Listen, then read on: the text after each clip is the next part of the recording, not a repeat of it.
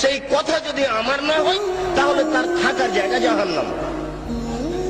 হুজুরের অবস্থা বলা হচ্ছে, কিন্তু যিনি জুব্বা পরে টুপি মাথায় দিয়ে আলখাল্লা পরে রাস্তায় হাঁটছেন, যাকে দেখলে ভালো লাগে, হাতে তসবিহ আছে, একজন লোক জেনা করলে সরাসরি জাহান্নামে যাবে এ কথা আল্লাহর নবী বলেননি।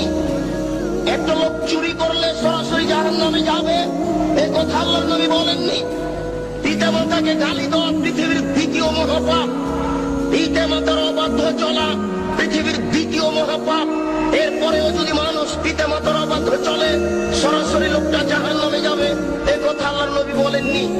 আল্লাহর নবী প্রথম দুই বাক্য বলার পরে তৃতীয় বাক্য বলে আগের দুই বাক্য ঠেকিয়ে দিয়ে বলছেন, কেউ যদি আমার দিকে কোনো কথা ধাবিত করে সেই কথা যদি আমার না হয় তাহলে তার থাকার জায়গা জাহান্নাম।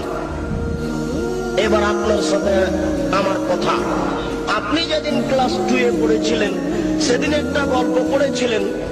নবী যে রাস্তা দিয়ে হাঁটতেন, একজন বুড়ি সে রাস্তায় কাঁটা পুঁতে রাখত, নবীর পায়ে কাঁটা ফুটলে বুড়ি খুশি হতো।